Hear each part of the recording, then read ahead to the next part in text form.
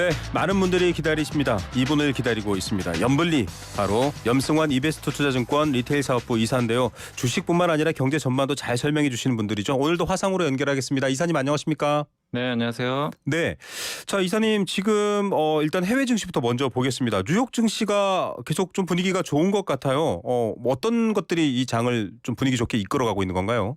네, 뭐 요즘에 미국 증시가 계속 올라서 나스닥은 8일 연속 지금 상승하는 조금 좋은 모습이고 오늘도 강세로 좀 잘 마감이 됐습니다. 특히 이제 오늘 같은 경우 국제유가가 이게 전쟁 리스크가 있는데도 오히려 좀 급락하고 있습니다. 그래서 오늘 국제유가가 77달러까지 큰 폭으로 떨어지면서 이게 유가가 떨어지면 물가가 안정화될 수가 있기 때문에 당연히 네. 금리에도 영향을 주고요. 그래서 금리도 같이 떨어졌습니다. 그래서 사실 오늘 연준 의원들이 여전히 좀 매파적인 발언, 좀 금리 인상을 또 약간 또 염두에 두는 듯한 그런 발언을 했지만 시장에는 큰 영향을 좀 주지 못했고 또 시진핑 주석이 일단 이제 미중 정상회담 아직 결정은 안 됐는데 네. 샌프란시스코에서 이번 주말부터 에이펙 회담이 있잖아요. 예, 예. 일단 참여한다고는 했거든요. 네. 근데 참여한다는 것 자체 만난다는 얘기랑 거의 동의하기 때문에 네. 이 부분을 또 긍정적으로 시장에선 받아들인 것 같습니다. 그래서 일단 오늘 그 미국은 기술주 중심으로 좀 상승을 했는데 다만 유가가 급락하다 보니까 네. 유가 관련된 에너지 업체들은 좀 부진했다라고 말씀을 드리겠습니다. 예, 이자 또 오르면 어떡하나 뭐 이런 걱정도 있는데 좀 그런 부분들도 해소가 돼가고 있는 상황이고요.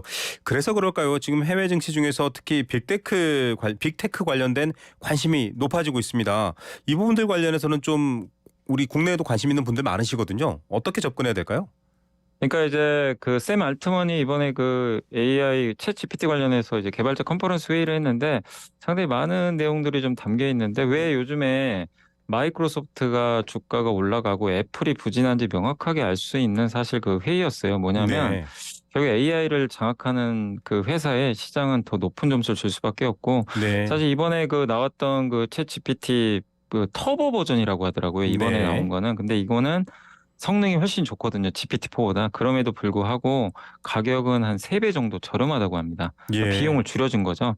그래서 더 대중화에 다가선 것 같고 또 무엇보다 제가 보면서 느꼈던 것 중에 가장 컸던 거는 그런 것 같아요. 애플 앱스토어가 그러니까 아이폰이 잘 팔렸잖아요. 네네. 그거 말고도 앱스토어라는 생태계를 만들어서 커진 거잖아요. 맞습니다. 지금 시가총액을 만든 건. 근데 그거를 여기다 똑같이 좀 접목시키려고 하는 것 같습니다. 이번에 아, 공개됐던 게 자신이 원하는 챗봇을 만들 수가 있어요. 네. 코딩을 몰라도 만들 수가 있는데 네. 그걸 또 스토어에 올려서 판매까지도 할 수 있다고 합니다. 아, 네. 그러면 이제 한마디로 이 챗 GPT 생성형 AI 스토어를 만들어 가지고 네. 한번 또 세상을 바꾸겠다는 얘기죠. 예. 그러니까 이제 마이크로소프트가 이 회사 지분을 갖고 있기 때문에 그래서 지금 애플과 두 회사 간의 시총차가 거의 이제 안 나거든요. 예. 그래서 그만큼 지금 AI 생성형 AI에 대한 기대들이 높은데 그거를 확실하게 수익화하겠다라는 그런 의지들도 좀 보이는 것 같아서 이번에 그 어쨌든 오픈 AI의 이런 이제 개발자 컨퍼런스는 상당히 좀 의미가 있었고 일론 머스크도 옛날에 AI 그렇게 좋게 얘기를 안 했는데 네. 계속 지금 이제 AI 좀 언급을 또 하고 있고 엑스닷컴인가요? 뭐 예. 엑스 AI 뭐 관련해 가지고도 얘기들이 나오는데 이게 또 자율주행에도 필요한 기능이다 보니까 그렇죠. 결국 AI에 대한 투자는 빅테크들은 결코 포기할 수 없는 그런 좀 부분으로 계속 가는 게 다시 한번 증명이 됐다라고 보시면 좋을 것 같습니다. 네, 일단은 뭐 해외 증시로 보면 MS랑 애플 시총이 5% 남짓 차이밖에 안 납니다. 지금 네. 이렇게 달라붙을 만큼 관심이 커졌다라는 거 말씀하셨던 부분이고 일상에도 이제 점점 적용이 될 것 같은데 재밌네요. 제가 이렇게 뭐랄까요? 제가 원하는 주제로 잘 소통할 수 있는 챗봇을 하나 개발해서 팔아먹을 수 있다 이 소리니까요. 이건 네, 정말 올릴 수 있는 거죠. 그렇죠. 앱스토어처럼 뭔가 좀 네. 새로운 참여형 생태계가 조성될 것 같습니다. 머스크 얘기 나온 김에 테슬라를 한번 봐야겠습니다. 테슬라의 지금 인기 있는 모델들 S나 뭐 보면은 굉장히 고가예요. 슈퍼카 가격에 임박하는 것들도 있는데 3천만 원대 저가 모델 계획이 나왔습니다. 이것도 좀 증시에도 반영될 것 같고 이거 어떤 내용입니까? 그러니까 뭐 언젠가는 이제 싼 모델을 내놓겠다라고 계속 언급을 했는데 이게 결국 이제 모델 2란 이름으로 많이 알려져 있잖아요. 네. 그래서 이게 아마 베를린 쪽에서 아마 생산이 될 걸로 알려졌고 일단은 그 우리나라 돈으로 3,500만 원 정도 네. 되니까 뭐 엄청나게 싼 거죠. 이게 네. 만약에 보조금 생각해 보세요. 보조금 한 그러니까요. 몇백 받으면 2천만 원대 구매도 가능해지거든요. 네. 그러니까 이제 굉장히 좀 이제 어떻게 보면 좀 충격적인 가격인 거죠. 우리가 네. 테슬라는 항상 가격을 보면 기본 5천 이상에서 시작을 하잖아요. 맞습니다. 그래서 아마 이 저가 전기차가 만약에 나오면 아마 게임 체인저가 될 수도 있지 않나. 그러면 이것 때문에 또 뭐 현대차도 그렇고 포드도 그렇고 GM 같은 경쟁사들은 결국 저가형 전기차로 가야 되거든요. 예. 그러니까 지금 저가 전기차를 제대로 준비한 국가는 사실상 중국밖에 없거든요. 네. 중국은 대부분 싸요. 뭐 BYD 같은 기업은 그 저가 전기차 중에 1,500만 원짜리도 있는 걸로 알려져 있거든요. 네. 근데 그런 상황에서 결국 전기차 대중화를 위해서는 저가 전기차를 안 갈 수는 없는데 테슬라가 이걸 만든다는 얘기는 결국엔 저가 전기차 이제 대중화가 조금씩 다가오고 있다. 그래서 결국 이거를 하는 업체와 안 하는 업체 간의 앞으로의 격차는 저는 더 벌어질 수밖에 없다. 그래서 한마디로 테슬라가 수많은 그 자동차 회사들한테 제가 봤을 때는 느낀 거는 선전포고를 좀 한 게 아닌가. 아. 이렇게 좀 보여지고 결국엔 다가올 미래거든요. 그래서 네. 이거를 준비를 우리 뭐 현대차가 또 잘 돼야 되잖아요. 그래서 네네. 그런 관점에서 준비를 정말 잘 해야 되는 그런 시점으로 지금 가고 있다라고 봐야 될 것 같습니다. 네. 자동차가 아니라 정말 뭐 모빌리티 서비스 이렇게도 말하는데요. 거기에다가 전기차 환경 문제 이런 거 생각해 보면 구매할 수 있는 세대가 젊은 세대인데 가격을 이렇게 하는 것 정말로 시장 자체가 출렁일 것 네. 같습니다. 어, 이사님은 전기차 타시나요? 아니 저는 아직은 네. 그렇습니다. 저도 이렇게 네. 생각만 하면서 아직 배터리가 네. 위험하지 않나 이러는데 이 부분도 이제 해소된다고 하니까 정말로 주식 시장에 참여하시는 분들도 잘 살펴보시고 연구하시고요. 네. 중요한 얘기인 것 같습니다. 국내 증시 얘기 좀 해보겠습니다. 이거 뜨거운데 좀 앞에 다른 걸로 워밍업 하다가 드리는데 공매도 두고 지금 1일 천하 이런 제목의 기사도 등장했는데 일단 네. 뭐 불법 행위 IB 두 곳이 이제 걸렸잖아요. 네. 불법 무차입 공매도였죠. 이제 이런 거 관련해서 정부가 한시적 전면 금지를 했습니다. 시장 그 조성자를 제외하고는요. 일단 어떻게 평가하십니까? 이사님 얘기 굉장히 듣고 싶어하는 분들 많으세요. 저는 일단 공매도는 이게 뭐 여러 가지 이유들이 있다라고 막 많이들 해석을 하잖아요. 근데 사실 이제 이복현 금감원장님이 뭐라고 했냐면 일단 공매도 관련해서 하는 이유 중에 하나는 불법 공매도 때문이다. 네, 이렇게 언급을 했거든요. 그러니까 불법 공매도라는 거는 주식을 빌리지도 않고 공매도하는 거잖아요. 그러니까 네네, 이건 사실 불법인데 그게 이제 자행이 됐던 거죠. 근데 네, 그런 것들을 시스템으로 좀 잡기가 굉장히 어렵다고 합니다. 실제적으로. 네, 예, 그래서 그 구축하는 좀 시간이 필요한가 봐요. 근데 그 상황에서 구축하는데 시간 필요한데 계속 공매도를 그냥 허용해버리면 계속 나올 수도 있기 때문에 그걸 네, 막기 위한 조치다. 그래서 저는 그런 측면에서라면 오히려 공매도 이 금지 자체는 저는 개인적으로 긍정적으로 네. 좀 봐야 된다. 왜냐하면 그동안은 항상 보면 우리 개인 투자분들이 항상 좀 이제 피해받는 입지라는 걸 많이들 아마 느끼셨을 거예요. 그렇죠. 이게 기울어진 불공평하다라고 운동. 느꼈죠. 예. 네, 근데 이런 불법 공매도도 사실 개인이 하는 게 아니라 외국계에서 하는 거잖아요. 네, 근데 거기에 이건 금융은 신뢰의 문제거든요. 서로 예, 간에 신뢰가 있어야 이게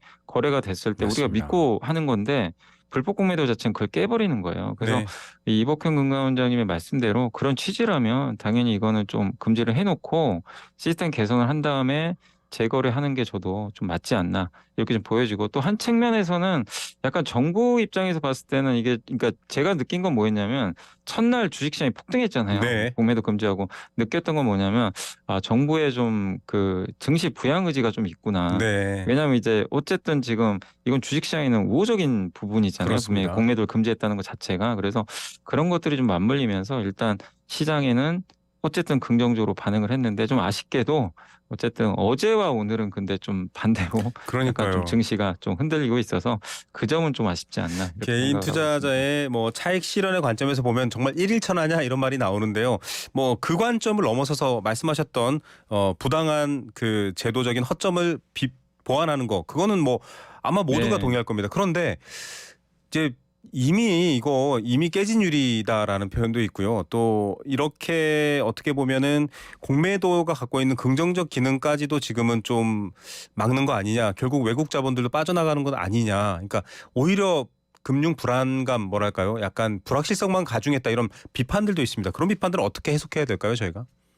근데 그게 뭐 물론 뭐 틀린 의견이 또 아닐 수도 있고 뭐 이게 생각에 따라 좀 다를 수도 있는데 네. 일단 공매도의 순기능도 분명히 있어요. 너무 많이 올라간 기업들, 과대평가된 거. 네. 사실 올해도 아시겠지만 라더견 사태 있었고 얼마 전에 네. 영풍재지 사건이 있었지만 그렇죠. 그 기업들 대부분 공매도 불가능했거든요. 네. 그러니까 이제 작전이 노출이 돼버린 거죠. 네. 사실상 막을 방법이 없었던 거예요. 공매도는 그런 것들을 이제 막아주는 하나의 또 순기능도 분명히 있긴 있습니다. 근데 이제 이복훈 금감원장이 했던 얘기 중에 뭐냐면 외국인들 나가면 어떡하냐. MSCI 선진지수 이제 끝난 거 네. 아니냐. 이 질문에 뭐라고 했냐면 개인 투자자 보호가 먼저다. 아, 그러니까 우선순위를 그쪽에 두셨어요. 네네. 그러니까 다 가져갈 수는 없거든요. 지금 상황에서. 네. 그러니까 우선순위를 개인의 초점을 맞추고 계셨던 거 봅니다. 그래서 MSCI는 저도 좀 아쉬워요. 만약에 MSCI 못 들어간다는 건 아쉬울 수 있지만 일단 MSCI보다 더 우선순위는 저도 개인적으로는 개인 투자자분이 더 우선이라고 저도 보거든요. 예. 그거 일단 서로 간에 신뢰를 먼저 쌓는 게 우선이잖아요. 네. MSCI도 물론 중요하겠지만 맞습니다. 그래서 이걸 한 다음에 그리고 영원히 금지하는 게 아니라 내년 6월까지예요. 네, 제도 제도 보완 개선이 후에. 네. 그렇게 되면 다시 MSCI는 또 도전할 수 있는 거고 오히려 시스템이 더 클린해졌기 때문에 훨씬 더 전 좀 유리할 수 있다고 좀 보고 있거든요. 그래서 네. 한시적인 공매도 금지이기 때문에 일단 우선순위를 개인에 맞췄다는 거는 상당히 저는 의미가 있다라고 좀 보고 있습니다. 맞습니다. 뭐 정말 이렇게 그릇이 여러 개인데 모든 그릇을 가득 채워줄 수는 없는 상황이기 예. 때문에 우선순위를 둔다라는 건 뭐 제가 보기엔 합리적인 선택인데 어제는 또 뭐랄까 여의도 국민의힘 앞에서 개인 투자자들 모임이 촛불 집회를 했다고 해요. 그런데 아니 금지한다고 해놓고 또 LP 유동성 공급자들의 공매도는 또 있었습니다. 그래서 네네. 이거를 사실은 설명을 어떻게 보면 정부 당국에서 충분히 해야 되는데 이 부분을 놓고는 많은 뉴스 소비자들도 오해하실 수 있거든요. 아니 공매도 네. 금지라더니 이 사람들은 왜 했어? 왜 또 3,140억? 3,477억 거래가 됐거든요. 이거 어떻게 좀 설명해 줄 수 있을까요? 그러니까 이게 정확하게 어느 뭐 증권사나 뭐 이런 데서 했는지 제가 그것까지 뭐 알 수는 없는데 네네. 이게 시장 조성자도 일부분 필요는 해요. 왜냐하면 우리나라에 지금 ETF가 있잖아요. 네. 뭐냐면 ETF 같은 경우는 주가가 이게 만약에 어떤 특정 ETF가 어떤 업종이 빠졌을 때 당연히 그걸 반영을 해야 될 거 아니에요. 네. ETF 가격도 낮아져야 되고 네. 아니면 ETF 가격이 만약에 그 특정 어떤 이제 섹터가 올라가면 같이 따라서 올라가야 되는데 네. 만약에 그거를 이제 시장 조성자가 그런 것들을 가격 조정을 못 해주면 네. 그러니까 이게 거래가 없는 기업들이 있단 말이에요. 네네. 거래가 없어요. 막 이게 유동성이 부족해가지고 네. 사람들이 매매를 안 해요. 그러면 그거는 가격이 굉장히 왜곡될 수 있잖아요. 네. 그러면 그걸 적절하게 가격을 좀 맞춰주면서 그러니까 공매도가 아니라 사줄 땐 또 사주거든요. 네. 예, 가격 올라가면 따라서 그냥 사줘요. 네. 아무도 거래를 안 하면. 네. 근데 반대로 가격이 빠지면 같이 낮춰줘야 돼요. 아, 네, 그렇군요. 그게 합리적인데 근데 그거를 시장 조성자가 없으면 못 해주거든요. 그렇죠. 그러면 그 개별 기업의 가격 변동성이 엄청나게 벌어집니다. 네. 그래서 그거를 하기 위해서 일단 그 시장 조성자는 이제 그런 것들을 갭을 맞추기 위해서 매도할 때는 일단 자기네 주식이 없으니까 네. 빌려서 하게 되는 거거든요. 예. 그래서 그런 것들은 그런 것까지 너무 막 그렇게까지 보실 필요는 좀 없는데 그게 이제 금액이 너무 많았다면 또 문제가 될 수 있겠지만 네. 시장 조성자에 대한 부분은 저는 좀 어느 정도 필요한 부분일 수밖에 없다. 예, 예. 가격을 합리적으로 맞춰야 되기 때문에 그렇게 좀 맞습니다. 생각은 하고 있습니다. 개인 투자자들은 아예 다 하지 마 이러는데 뭐 예. 그러면 이제 빼기는 불가능한 연산이 되어 버리는 겁니다. 그런 네, 상황. 그러니까 아마 아실 거예요. 호가가 비어 있는 기업들이 있어요. 네네. 가끔 가다 보면은 이제 그런 것들에 대한 좀 부분들도 좀 맞추는 경우들이 있기 때문에 네. 예, 좀 고점은 좀 필요한 부분도 있다라고 좀 보고 있습니다. 알겠습니다. 자, 네. 어제 오늘은 좀 조정됐는데 특히 코스닥 사이드카도 한번 나왔었고요. 어제는 전날 급등한 여파다 이렇게 뭐 짧게는 설명했지만 좀 구체적으로는 지금 어느 방향으로 가고 있는 건지 염이사님의 설명이 필요합니다. 그러니까 이제 첫날은 이제 외국인들이 주식을 엄청나게 매수를 했거든요. 네. 대부분 공매도로 이제 환매한 것 같더라고요. 네. 환매수. 왜냐하면 이제 전혀 예상을 못했기 때문에 네네. 공매도 대부분 외국인이 하잖아요. 네네. 그러다 보니까 이제 그걸 급하게 이제 어차피 내년 6월까지 못 하니까 일단 이제 리스크 관리한 거죠. 채원 다시 좀 이제 갚아 나가자. 네네. 그 수요가 있었는데 그게 이제 어느 정도 조금 한번 좀 일단락은 좀 된 것 같고 그 다음 날은 이제 그 뭐가 어제 같은 경우는 좀 뭐가 문제였냐면은 이제 첫날 너무 많이 오른 데다가 특히 공매도 제일 많았던 데가 2차 전지잖아요. 네, 그렇죠. 근데 2차 전지가 좀 안타깝게도 실적이 지금 안 좋습니다. 네. 대표 기업들이 뭐 LNF라든가 또 어제 발표했던 에코프로 BM이 굉장히 실망스러운 좀 실적을 냈거든요. 네네. 그러다 보니까 이제는 공매도는 어느 정도 그 금지 반영이 된 상황에서 펀더멘털에 다시 수렴을 하는 것 같아요. 네. 시장이 이제 이건 실적이 안 좋으니까 가격을 좀 낮추자. 네네. 그러면서 매도가 좀 쏟아지면서 그랬던 것 같습니다. 그래서 지금은 일단 2차 전지가 어쨌든 공매도 효과 후에 네. 펀더멘털 악화를 뒤늦게 좀 반영을 하면서 주가가 이틀째 급락을 했고 2차 전지가 급락하니까 코스닥이 버틸 수가 없어요. 시총이 예. 워낙 크기 때문에. 그래서 그 영향으로 오늘 코스닥은 조금 흔들렸다. 그러나 이렇게 증시가 좀 빠졌는데도 또 많은 기업들이 또 올라갔거든요. 그래서 네. 한마디로 다 무너진 건 아니고요. 이제 특정 시총 상위 기업들의 주가가 좀 하락한 게 좀 영향을 줬다라고 보시면 좋을 것 같습니다. 예, 또 지금 삼성전자나 SK하이닉스 같은 반도체주, 뭐 국민주처럼 지금 뭐 7만 전자가 다시 됐네 이런 반응들도 나왔는데 이런 부분들은 어떻게 보십니까? 일단 이제 뭐 삼성전자나 하이닉스는 일단 실적이 앞으로 좀 좋아질 걸로 많이들 좀 기대를 하고 계신데 일단 오늘은 조금 주가가 좀 흔들렸고요. 뭐 특별한 뭐 악재나 이런 거 나온 건 없고요. 일단 오늘 지수가 또 최근에 이제 월요일 날 워낙 많이 오른 상태에서 추가적인 지금 모멘텀은 조금 이제 나오지를 못하다 보니까 약간 좀 흔들렸다. 그래서 오늘 전체 시장이 좀 빠지면서 대형주들하고 좀 같이 약간 밀린 느낌이고 특별히 뭐 이렇게 뭐 문제가 있다, 뭐 악재가 나왔다. 그렇게 볼 만한 그런 오늘 좀 요소는 아니었던 것 같고 오늘 시장의 특징은 뭐냐면요. 이런 이제 아주 큰 기업들은 대부분 좀 안 좋았거든요. 근데 대부분 중소형주 그리고 정말 소외받았던 특히 오늘 시장의 주인공은 게임주였습니다. 정말 예, 게임주가 완전히 왕따 나가고 있었는데 오늘은 모처럼 급등을 했거든요. 그래서 한마디로 예, 지금 시장은 소외된 기업으로 좀 순환매가 확산되고 있는 그런 음. 장세인 것 같습니다. 예, 삼성전자는 다시 뭐 6만 전자네요. 6만 원대 후반대고 오늘 매도는 외국인 또 개인 투자자들 우위고 2,421.62 포인트로 2,420선을 지켰다. 지금 이렇게 마감되는 것 같습니다. 이건 뭐 다른 얘기인데요. 요즘 뭐 정치권에 관심이 높으니까요. 이 국회 예결위에서도 국방부 장관의 주식거래 문자가 노출되면서 또 많이 관심을 받고 있습니다. 관련 뉴스를 봤는데 이제 이게 공매도 관련해서 시점이 좀 애매하다 이런 표현도 있는데 그거는 또 혹시 어떻게 보셨어요? 그건 제가 확인을 못 직접 해봐가지고 죄송합니다. 예결위 잘 중에 또 모르겠네요. 그런 경우가 왔었습니다. 네, 예. 알겠습니다. 자, 이제 많은 분들이 좀 장기적인 호흡으로 또 투자하실 때는 잘 살펴보시고 정보 보셔야 될 것 같습니다. 오늘 말씀 여기까지 듣겠습니다. 네, 감사합니다. 감사합니다. 이베스트 감사합니다. 투자증권 염승환 이사였습니다.